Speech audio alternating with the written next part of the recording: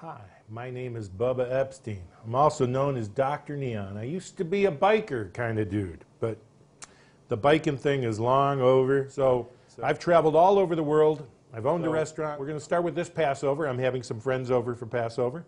This is my new studio here. We're going to start with gefilte fish. Now, people don't usually, they say that gefilte fish, Gentile fish. Most people don't like it. Manischewitz makes it. It looks like it's cooked in phlegm. We're going to follow a gefilte fish recipe that's a little different. It'll be more like when you go to a sushi bar and he serves you one of those nice little fish croquets. I've prepared some boiling water with some salmon skin and fish stock, tilapia. We're using salmon, tilapia, and beautiful whitefish. We've got our stock going here. And it's simple. We're going to fish. We got some beautiful fish. Nice white fish. Right. So I've added 1/3 cup of matzah meal. I'm going to pound it by hand. It'll probably be better. I like my gefilte fish tough. Some, where they're chewy and fluffy and all the same. Where you can tell that it's fish, not that processed stuff that came. This is something I prepped. This was carrots and fish and some beets for sweetness and onions. We're going to mix that in. And we mixed our olive oil. We got 4 eggs to go in there. Remember, if you break an egg flat, you'll never get an eggshell in your stuff. Never. It's when you hit it on an edge that you get. So we're going to mash this all up until it's a nice mix. Add a little sugar to it, some salt and pepper. Then we're going to make croquets and we're going to boil it.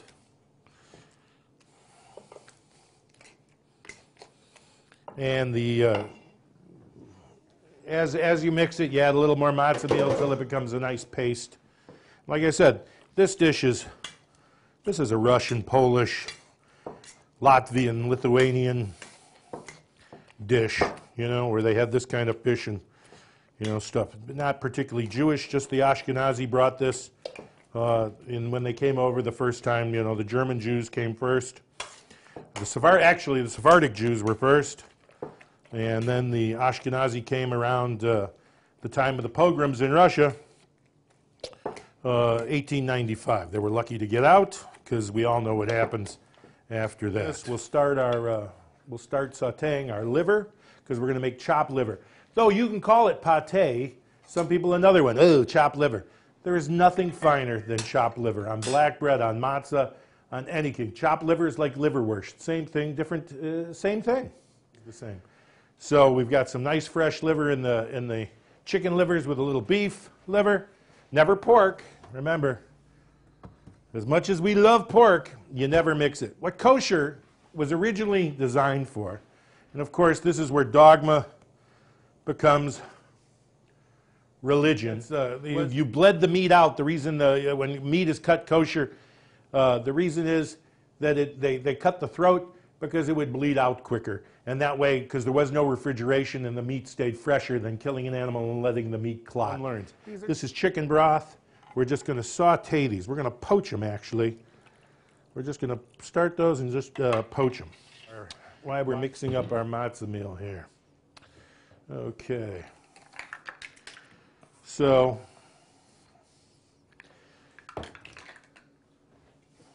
we just keep mixing this until it dissolves.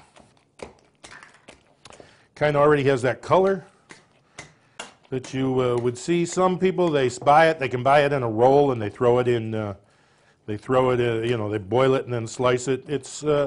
They're all different recipes. Dehydrated onion gives you a different flavor than regular onion.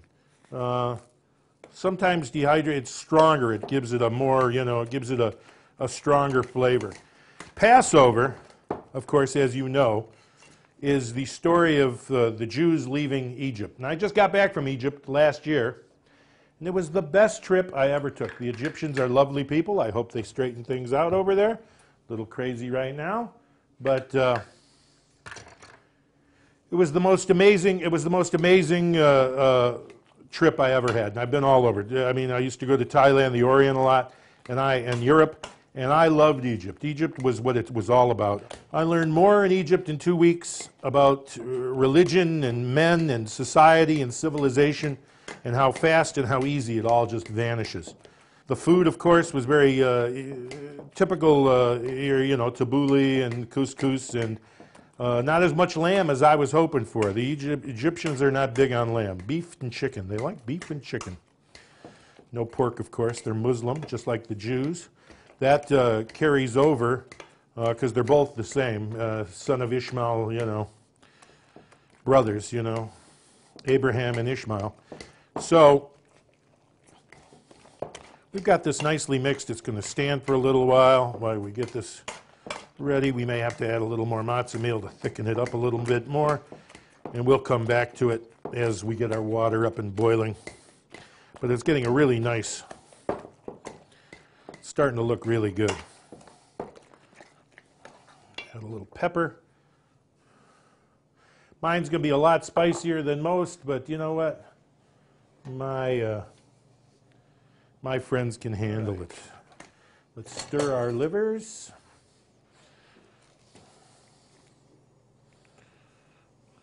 Stir our livers. We're just going to poach them ever so gently.